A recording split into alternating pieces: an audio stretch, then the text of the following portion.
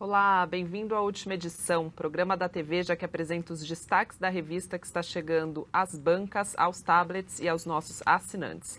Hoje comigo no estúdio eu tenho a Ana Clara Costa, que está sempre aqui com a gente para falar de política, e tenho a Joana também para falar de internacional. Bem-vindas, meninas. Obrigada. Bom, primeiro a gente fala sobre a capa dessa semana. Ana, Agora é Guerra é o título da matéria principal dessa edição. Quem são os inimigos do governo atualmente?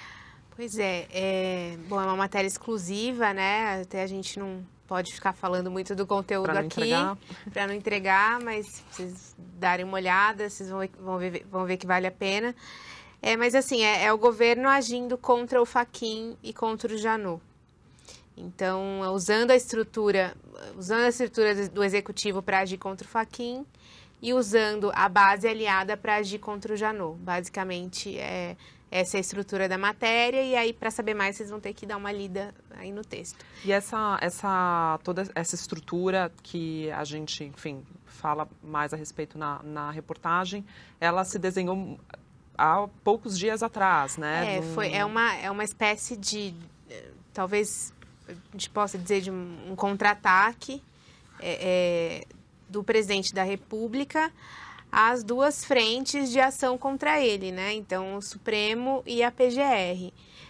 Ele parte da ideia de que ele está sendo perseguido, né? Ele se diz perseguido, se diz injustamente tocado por tudo isso que aconteceu, todas as gravações da JBS.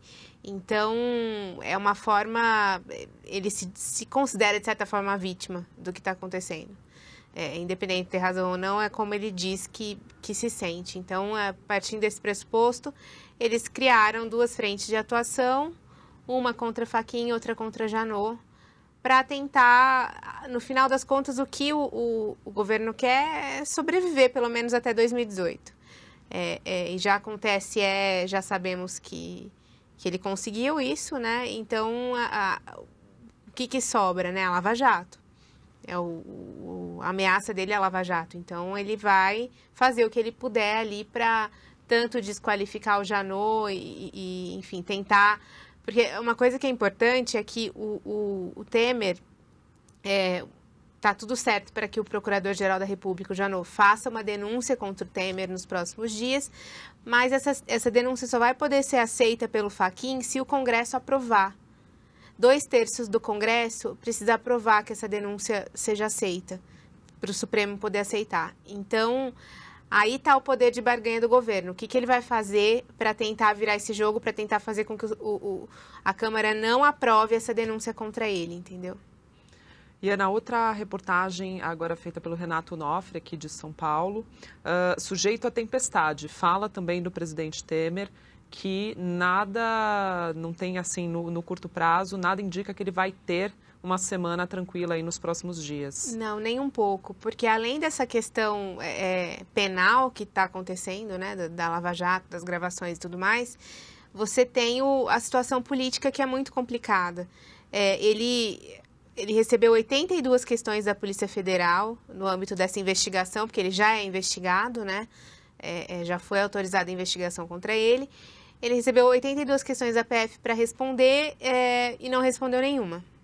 Ele mandou, a PF ele tinha um prazo de 24 horas para responder, pediu a postergação desse prazo, conseguiu a postergação do prazo e no último minuto enviou as respostas, mas não respondeu nada. Ele só desqualificou a PF, a PGR, os áudios, a delação da JBS. Então, assim, foi um documento cheio de ataques.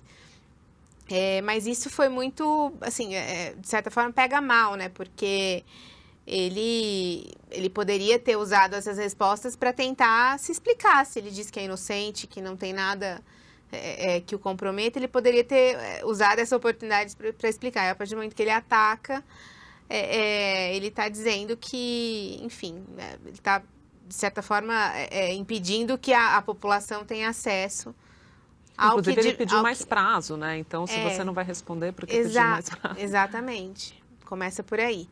Então, você tem isso, aí você tem uma outra ameaça para ele nesses nesses dias que estão por vir, que é a desembarque do PSDB, que deve ser decidido na segunda-feira. O PSDB vai desembarcar, ele só não sabe se vai ser agora, já na segunda-feira, ou se vai ser quando houver essa votação no Congresso para que o Supremo aceite ou não a denúncia. Então, o PSDB está vendo aí qual que é o timing perfeito para esse desembarque. E a gente conta um pouco desse bastidor na matéria.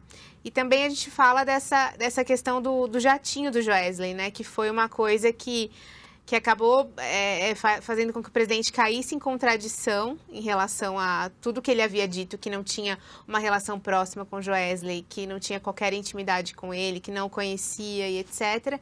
E aí surgiu essa história essa semana, recibos, o termo exato são registros de pousos e decolagens do avião do Joesley, que mostrou que levou o Michel Temer e a família dele, levou e buscou para a ilha de Comandatuba, na Bahia, em 2011, numa viagem que não foi paga pelo presidente. Então, assim, se você não usa o jatinho de amigos, você vai usar de quem, né? Uhum. Então, a gente também conta um pouco dessa história. E, Joana, tem outros 2 governantes que também não tiveram e não vão ter semanas fáceis aí por diante. A gente começa com Theresa May, ela antecipou as eleições e acabou se dando mal. Sim. Conta um pouco pra gente o que aconteceu na Inglaterra. Ela decidiu 2 meses atrás convocar essas eleições antecipadas, que ela não precisava ter convocado, porque ela estava muito bem, o partido dela, conservador, estava muito bem nas pesquisas em relação aos trabalhistas. E ela tem um grande desafio pela frente, que é comandar o Brexit, que é a saída da Inglaterra da União Europeia.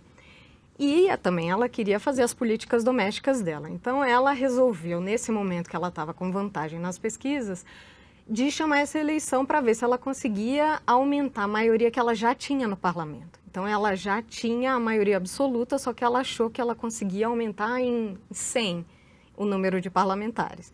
E convocou a eleição, só que foram 8 semanas muito tumultuadas. E acabou que ontem, quinta, né? Na quinta-feira, os ingleses foram às urnas e ela não só perdeu, não conseguiu essa maioria que ela achou que ela ia conseguir, como ela perdeu a maioria absoluta. E agora o próprio governo dela está em risco de sobrevivência. E como que isso afeta o Brexit?